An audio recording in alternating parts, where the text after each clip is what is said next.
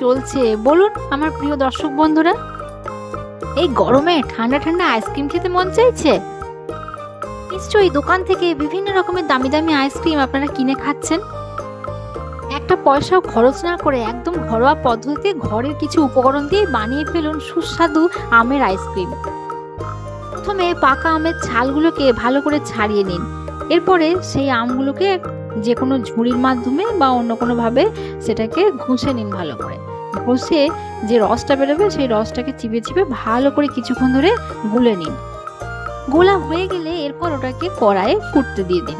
কিছুক্ষণ ভালো করে ফুটবে ওটা।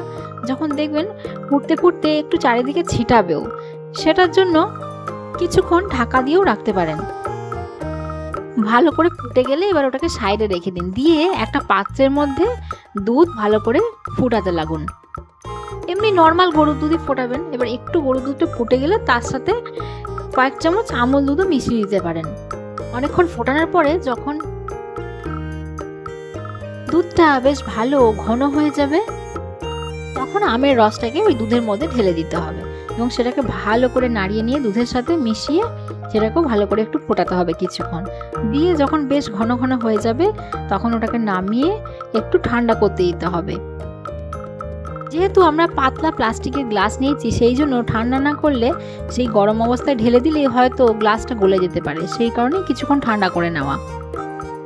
যদি মোটা কোনো প্লাস্টিকের কাপ টাইপের নেন তাহলে এই সমস্যাটা হবে না। ছোট ছোট কিছু কাঠি জোগাড় করতে হবে। এম সাইজের কাঠি নেবেন, খুব মোটাও নয় আবার খুব পাতলাও নয়। কিছু প্লাস্টিক ছোট ছোট করে কাপের সাইজে কেটে নিতে হবে। প্লাস্টিক যদি কেউ না দিতে চান তাহলে অ্যালুমিনিয়ামের ফয়েলও ব্যবহার করতে পারেন। প্লাস্টিকগুলোর মাঝখানটাকে ফুটো করে তার ভেতরে কাঠিগুলো দিতে হবে। দিয়ে সেই কাঠির সমেত প্লাস্টিকটাকে কাপের ওপরে বসিয়ে দিয়ে এবার ভালো করে সুতো দিয়ে বেঁধে দিতে হবে যাতে কোনোভাবে হাওয়া না ঢুকে।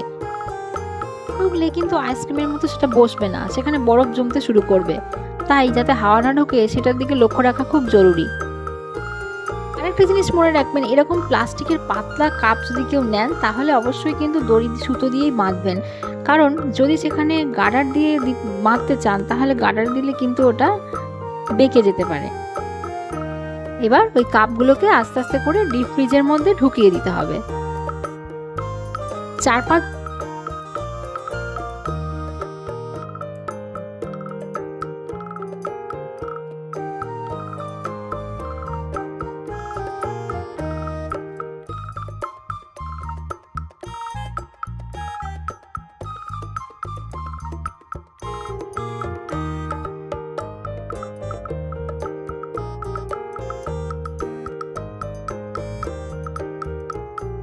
4-5 ঘন্টা মতো ডিপ ফ্রিজে থাকলে একদম রেডি হয়ে যাবে আমের আইসক্রিম। এবার দেখুন ডিপ ফ্রিজ থেকে আমরা বার করেও ফেলেছি। দেখুন কি সুন্দর একটা শেপ তৈরি হয়েছে আইসক্রিমের।